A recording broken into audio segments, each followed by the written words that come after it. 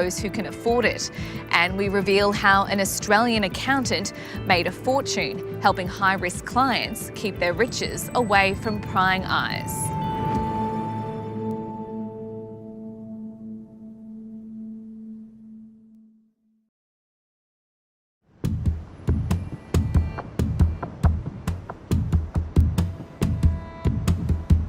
Our investigation begins in Singapore. This glittering island financial hub is an ideal place to set up complex business structures. Their corporate tax rate of 17% has always been traditionally much lower than other foreign jurisdictions. So that's attractive to companies that want to go set up business there and pay less tax. And of course, if you're going to go to the effort of setting up a headquarter in a country like Singapore, and you're a big multinational firm, and you're involved in profit shifting activities and a whole range of other things that are certainly immoral and unethical, then what you're going to also demand from the Singapore government is layers of regulations to hide your identity and what you're doing.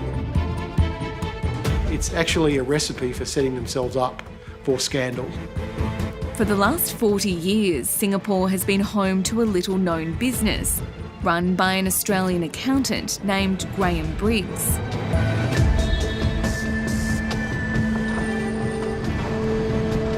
He set up his company Asia City here in the 1980s. Today, it's a global business with clients on every continent. It's one of the largest offshore service providers in the world. It's actually run by an Australian man. They have all sorts of legitimate clients, big banking, big banks, big accountancy firms. Asia City essentially sets up offshore companies for people who want privacy.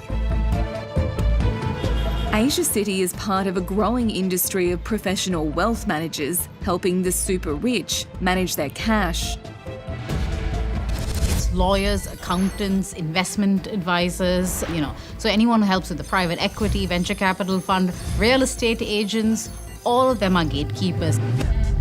And when we use the term gatekeepers, it really is these are the individuals that are meant to guard the financial system because they have the expertise, they have the know-how to navigate the nitty-gritties of what is otherwise a very complex system to navigate.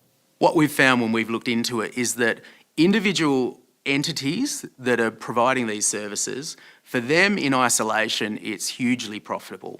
So, there's the ongoing advice, there's the fees of setting up these structures, there's a trailing revenue model because you're continually managing these structures. So for those individual businesses that are active in this space, it's hugely profitable. Asia City prides itself on trust and discretion, keeping the confidential information of its high-profile clients secret. Now, an anonymous source has leaked millions of internal documents from Asia City and 13 other offshore providers to media around the world through the International Consortium of Investigative Journalists.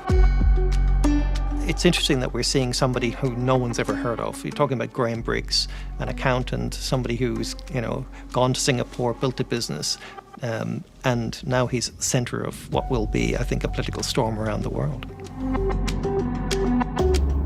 Graham Briggs is a 75-year-old grandfather with a taste for the finer things in life. He owns a multi-million-dollar mansion on a vineyard in the Mornington Peninsula. Graham lives in Victoria. He collects art. He likes fine wine, particularly Italian wine. He also collects Japanese fountain pens. So he's somebody with expensive tastes.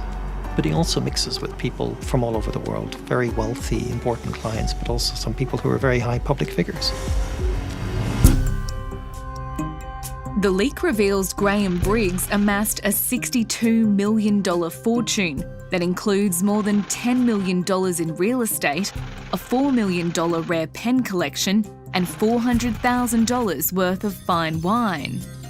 Like the fortunes of those he's managed, much of Graham Briggs's wealth is held through a complex offshore company and trust structure. One of the trends that's emerging in the documents in the Pandora Papers is the fact that this offshore world lobbies behind the scenes. It lobbies governments to allow the offshore world to take place. So Graham was particularly involved in turning Samoa into a tax haven.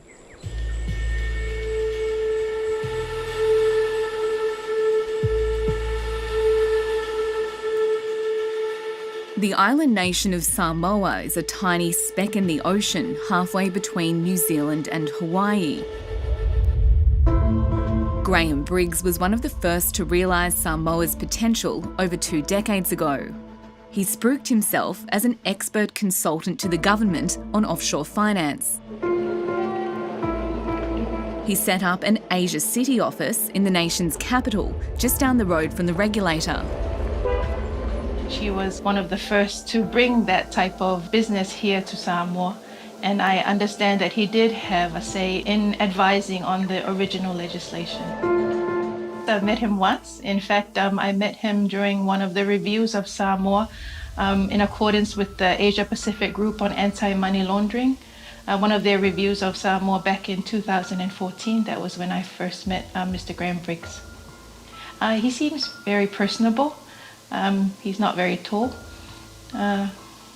Short, curly-haired, grey Aussie. It may not look like a global finance hub, but there's tens of thousands of international companies based here, one for every 3 residents. The genesis was, I think it was trying to find other sources of income that were legitimate and legal for a small island nation with very limited natural resources. That's basically the genesis of it. It's a tax haven that's been criticised for its lack of transparency and has been blacklisted by the European Union since 2017. In the good old days, when it was a bit more Wild West, so to speak, there was no regulation around. And so it was easier to incorporate a company, and as such, the risks for things going wrong and things being used for untoward purposes was probably higher in the early years of the industry. It's a tax haven, which means it doesn't impose tax on a lot of income earned by people in that jurisdiction. And it was very popular for Australians because before we had a regime which taxed people on their foreign income if earned through a foreign entity.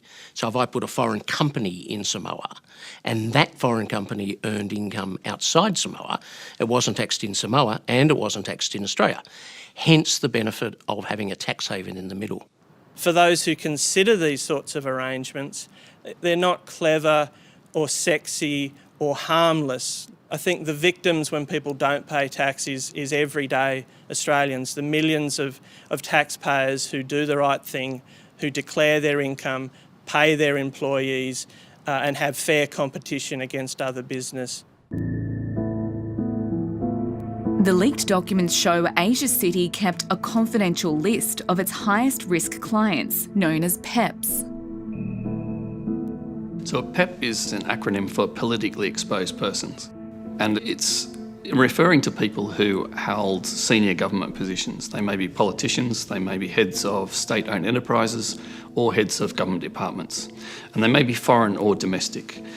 The reason they are singled out and considered high risk is because people who are in those positions have, in the past, availed themselves of the opportunity to commit corruption offences.